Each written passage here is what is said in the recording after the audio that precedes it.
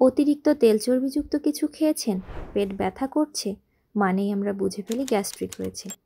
চিকিৎসা বিজ্ঞানে একে বলে গ্যাস্ট্রাইটিস। গ্যাস্ট্রাইটিস খুব সাধারণ অসুখ হলেও এটি প্রায়শই আমাদেরকে অস্বস্তিতে ফেলে দেয়। আচ্ছা, গ্যাস্ট্রাইটিস কেন হয় ভেবে দেখেছেন কি?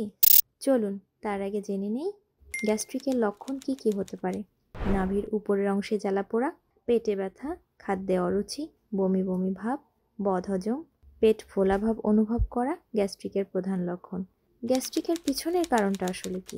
তেলযুক্ত খাবার খাওয়া, ধূমপান, অ্যালকোহল সেবন করা, ডিপ্রেশন বা মানসিক চাপে থাকা, অতিরিক্ত খাবার গ্রহণ করা, ফল, শাকসবজি ও পর্যাপ্ত ফাইবার সমৃদ্ধ খাবার গ্রহণ না করা এবং পর্যাপ্ত পানি পান না করা গ্যাস্ট্রিকের প্রধান কারণ।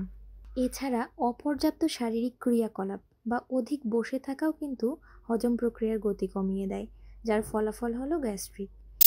এটি খুব সাধারণ একটি রোগ এবং সহজেই এর থেকে সুস্থতা লাভ করা গেলেও গ্যাস্ট্রিক যদি দীর্ঘস্থায়ী সমস্যায় পরিণত হয়, অর্থাৎ অনেক দিন গ্যাস্ট্রিকে ভোগেন, তাহলে তা পেপটিক আলসারের মতো সমস্যা তৈরি করতে পারে।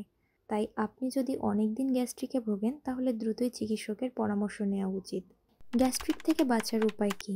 সুষম খাদ্য গ্রহণ, পরিমিত পরিমাণ পানি পান, মানসিক চাপ কমাতে নিয়মিত ব্যায়াম, অ্যালকোহল, কার্বোনেটেড পানীয়, ধূমপান ও অধিক তেল মশলাদার খাবার ইত্যাদি পরিহার করে গ্যাস্ট্রিক থেকে বাঁচা যেতে পারে। সর্বোপরি গ্যাস্ট্রিক যেহেতু অনেকাংশেই আমাদের লাইফস্টাইল বা অভ্যাসগত কারণেই হয়ে থাকে, তাই লাইফস্টাইলে কিছুটা পরিবর্তন বা সচেতনতাই গ্যাস্ট্রিক থেকে মুক্তির একমাত্র উপায় হতে পারে। আসুন সুস্থ থাকতে সচেতন হই, সচেতন হতে জেনে রাখি।